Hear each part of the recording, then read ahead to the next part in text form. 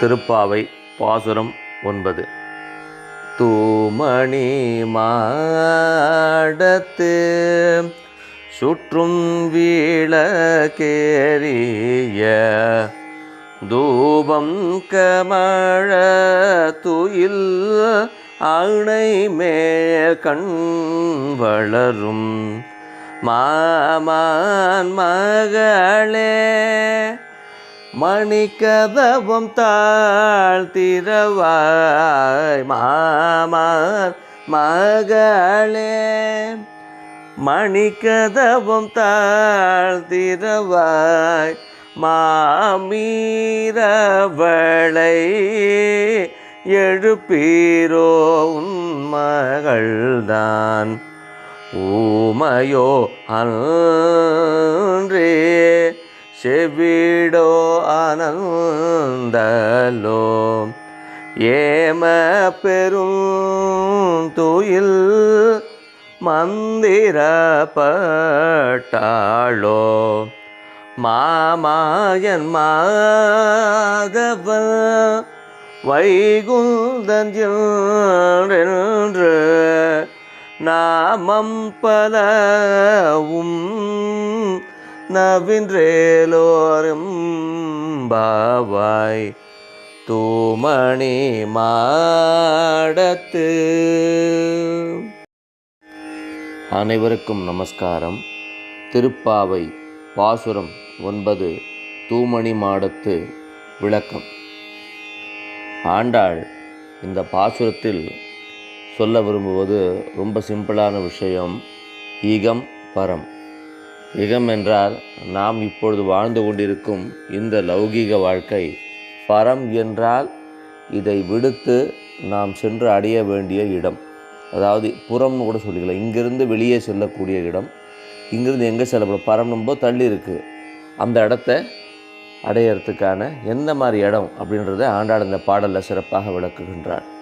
இந்த பாடலில் ஆண்டாள் குறிப்பிடும் பொழுதோ உறங்கிக் கொண்டிருக்கும் ஒரு ஆயர்குல பெண் எத்தகைய சூழ்நிலையில் உறங்குகின்றாள், இந்த உலகத்தில் அவளுக்கு கிடைக்கக்கூடிய சௌகரியங்கள் என்னென்ன, அந்த சௌகரியங்களில் ஈர்க்கப்பட்டு அந்த பெண்ணானவள் அவள் செய்ய வேண்டிய அந்த பாவை நோன்பினை விடுத்து இந்த உலக வாழ்க்கை சம்பந்தப்பட்ட சௌகரியங்களில் தன் மனதை லயிக்கச் செய்து தன் உடலை அதற்கு ஒப்புவித்து, அதாவது இந்த பஞ்ச இந்திரியங்களால் அந்த உடம்பானது இந்த பூ உலகு சம்பந்தப்பட்ட விஷயங்களில் ஈடுபாடு ஜாஸ்தி காணும்.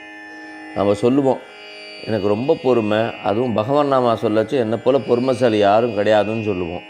அதே சமயங்களில் யாராவது நம்மளை தூண்டி விடுற மாதிரி ஒரு வார்த்தை பேசிட்டா, நான் ரொம்ப பொறுத்து பார்த்தேன், என்னால் முடியவே இல்லை, கத்திட்டேன், நான் என்னோடய பொறுமையே எல்லாம் மீறி போச்சுன்னு சொல்லுவோம். ஸோ அந்த பஞ்ச இந்திரியங்கள் ஒன்றான அந்த உணர்வுகள் தூண்டப்பட்டு நாம் அவர்களை எதிர்க்கின்றோம்.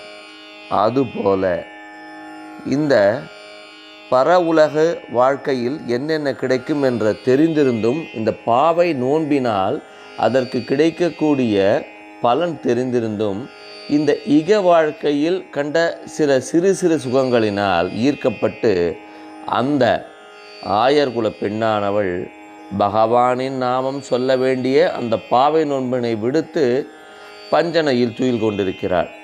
இதில் ஆண்டாள் சொல்கிறது என்ன விஷயம்னா, பகவானை சென்று அடைய வேண்டும், பகவானை அடைவதே குறிக்கோளாக கொள்ள வேண்டும், மோட்சகதி ஒன்றே நமது லட்சியமாக இருக்க வேண்டும்.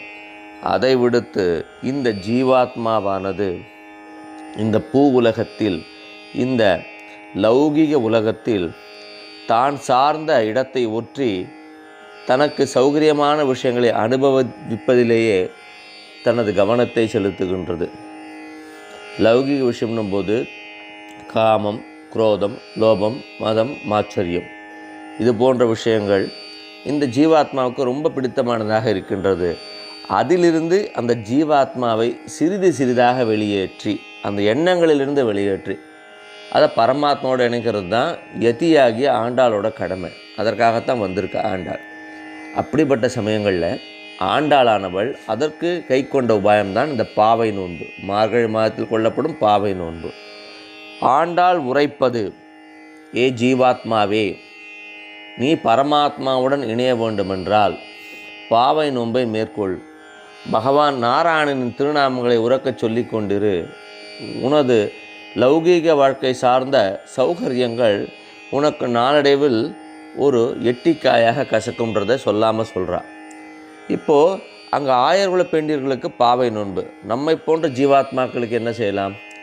பகவன் நாம ஜபம் அல்லது இது போன்ற திருப்பாவை பாசுரங்களை அனுசந்திக்கிறது. பகவன் நாமாக்கள் எந்த அளவுக்கு சொல்ல முடியுமோ அந்த அளவுக்கு அனுசந்திக்கிறது. இதுதான் நம்மை போன்ற ஜீவாத்மாக்கள் மேற்கொள்ள இருக்கும் பாவை நோன்பாகும். அந்த பாவை நோன்பை மேற்கொண்டு நாம் ஆண்டாள் உரைத்தபடி இந்த ஜீவாத்மாவை இந்த லௌகிக உலகத்திலிருந்து சிறிது சிறிதாக பிரித்து பகவானின் பாதையில், பகவானை அடைவதற்கான பாதையில் செலுத்துவோம் என்று கூறுவோம். நன்றி மற்றும் வணக்கங்களுடன் கூரம் திருவாழி சுந்தரம், முகுந்த ராமானுஜதாசன்.